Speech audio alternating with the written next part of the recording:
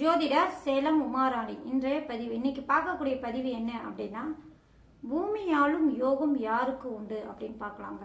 இப்போ பூமி ஆளக்கூடிய யோகம் அப்படின்னு எடுத்துக்கிட்டா அவங்களுக்கு ஒன்றுக்கு மேற்படி 4-5 வீடு இருக்கு, வாடகை விட்டுருக்காங்க, அது மூலயமா அவங்களுக்கு சொத்து சேருது, அல்லது தந்தை சேர்த்து இருக்கிற வீடு ஒரு 4-5 வீடு கட்டி விட்டுருக்காங்க, அது மூலயமா பணம் வருது, வாடகை வருது, அதை வச்சு நான் என்னுடைய குடும்பம் கொண்டு போயிட்டுருக்கேன், இந்த மாதிரிலாம் சொல்கிறாங்க இல்லைங்க. முன்னோர் சொத்துக்கள்லாம் இருக்குது, அது பரவாயில்ல, கொஞ்சம் போயிட்டுருக்கு, வாடகை வந்துட்டுருக்கு அப்படின்னு சொல்கிறாங்க இல்லைங்களா. அதுவும் பூமி ஆளக்கூடிய யோகம் தானே. தான் சம்பாதிக்கிறது அல்லது நான் தந்தை சொத்து அல்லது தாத்தா சொத்து, இந்த மாதிரி வழி வழியாக வருது இல்லைங்களா. இந்த மாதிரி அந்த பூமி மூலிமா லாபம் கிடைக்கிறது, அந்த அந்த வாடகை விட்டு சம்பாதிக்கிறாங்க, வீடு கட்டி வாடகை விட்டு சம்பாதிக்கிறாங்க இல்லைங்களா.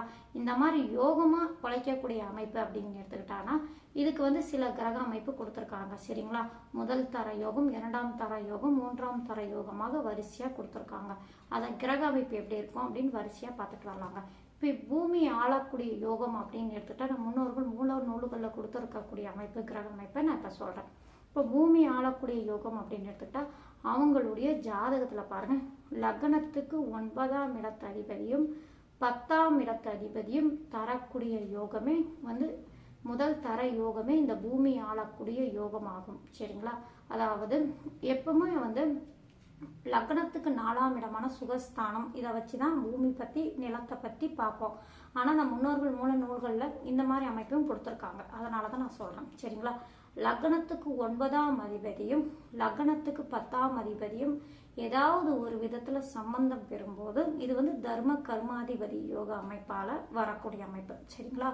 9, 10ஆம் அதிபதி சம்பந்தம் அப்படின்னு எடுத்துக்கிட்டாங்கன்னா 2 பேரும் சேர்ந்து ஒரு ராசியில் இருப்பது, சார பரிவர்த்தனை இருப்பது, அல்லது அவங்களுக்குள் பரிவர்த்தனை ஆகி இருப்பது, அல்லது ஒருவருக்கொரு சமசத்தமாய் பார்த்து கொள்ளக்கூடிய அமைப்பு, இந்த மாதிரி, அல்லது 9ஆம் அதிபதியும் அல்லது 10ஆம் அதிபதியும் நின்ற ஸ்தானத்துக்கு திரிகோண ஸ்தானத்தில் இருந்தாலும் சரிங்க.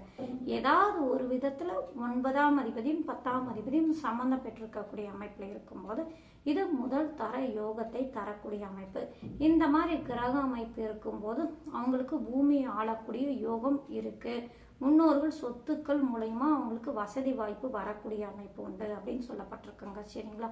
அடுத்தது 2ஆம் தர யோகம் அப்படின்னு எடுத்துக்கிட்டாங்கன்னா அவங்களுக்கு பாருங்க, லக்னத்துக்கு 9ஆம் இடத்துக்கு 9ஆம் இடத்துக்கு எடுத்துக்கணும். 9ஆம் இடத்துக்கு தர்ம கர்மாதிபதிகள் சம்பந்தம் பெறும்போதும் இது 2ஆம் தர யோகமாக பலன் தரக்கூடிய அமைப்பு உண்டு அப்படின்னு. அதாவது என்ன அப்படின்னா, அவங்களுடைய லக்னத்துக்கு 9ஆம் இடம் இருக்குங்களா, பாக்கியஸ்தானம், அந்த பாக்கியஸ்தானத்துக்கு தர்ம கர்மாதிபதி யோகம் அப்படின்னு எடுத்துக்கிட்டாங்கன்னா அது எந்த மாதிரி அமைப்பு வரும்னா, அவங்களுடைய ஜாதகத்துல பாருங்க, லக்னத்துக்கு அவங்களுடைய லக்னத்துக்கு 5, 6ஆம் அதிபதி ஒன்று சேர்ந்திருந்தாலோ, அல்லது ஒருவருக்கு ஒருவர் பார்த்து கொண்டாலோ, அல்லது ஏதாவது ஒரு விதத்தில் அந்த 6ஆம் அதிபதியும் 5ஆம் அதிபதியும் சம்பந்தம் பெறும்போது பாக்கியஸ்தானத்துக்கு தர்ம கர்மாதிபதிகள் ஒன்று ஏதாவது ஒரு விதத்தில் சம்பந்தம் பெறும்போதும் இது 2ஆம் தர யோக அமைப்பாகும் அப்படின்னு சொல்லப்பட்டிருக்காங்க. அதுக்கு புரியுமாய் நான் சொல்லணும் அப்படின்னா, அவங்களுடைய ஜாதகத்துல லக்னத்துக்கு 5, 6ஆம் அதிபதிகள் அப்படின்னு எடுத்துக்கலாம். அது 9, 10ஆக அந்த 9ஆம் இடத்துக்கு கர்மாதிபதியாக இந்த கிரகங்கள் வரக்கூடிய அமைப்பு அப்படின்னா, இந்த கிரகங்கள் ஏதாவது ஒரு விதத்துல சம்பந்தம் பெறும்போதும் 2ஆம் தர யோக அமைப்பு பலன் தரக்கூடிய அமைப்பு உண்டு அப்படின்னு சொல்லப்பட்டிருக்காங்க.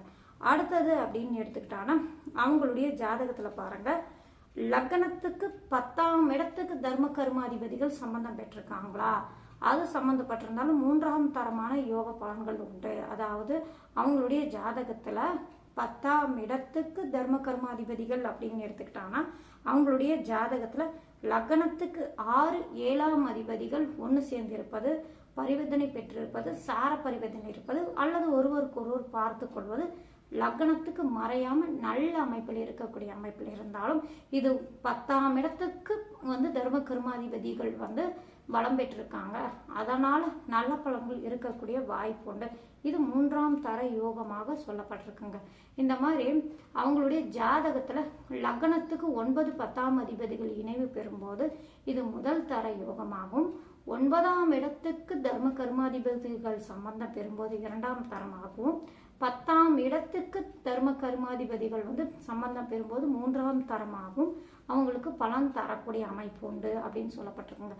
இந்த கிரகங்கள் அந்த லக்னத்துக்கும் மறையாம இருக்கணும், நல்ல ஸ்தானங்கள் இருக்கக்கூடிய அமைப்பு, அல்லது சுபர்கள் பார்வை பெற்றிருந்தாலும் நல்ல பலன்கள் தரக்கூடிய அமைப்பு அப்படின்னு சொல்லப்பட்டிருக்காங்க. இந்த மாதிரி கிரக அமைப்பு இருக்கிறவங்களுக்கு பூமியை ஆளக்கூடிய யோகம் உண்டு அப்படின்னு சொல்லப்பட்டிருக்காங்க.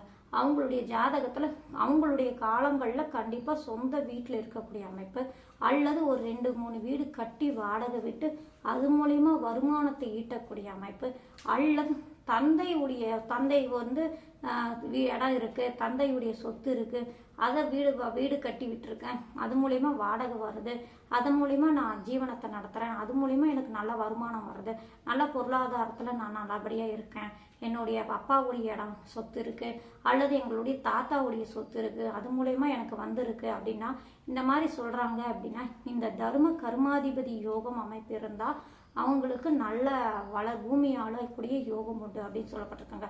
அது மட்டும் இல்லைங்க, இந்த தர்ம கர்மாதிபதி யோகம் இருக்கும்போது அவங்க சொந்த தொழிலும் நல்ல வளர்ச்சி அடையக்கூடிய வாய்ப்பு உண்டுங்க. ஏன்னா கர்மாதிபதி ஜீவன ஸ்தானாதிபதி வந்து பாகியஸ்தானாதிபதியோட சம்பந்தம் பெறும்போது அவங்களுடைய ஜாதகத்துல இந்த மாதிரி கிரக அமைப்பு இருக்கும்போது அவங்க சொந்த தொழில நல்ல வளர்ச்சி அடையக்கூடிய வாய்ப்பு உண்டுங்க.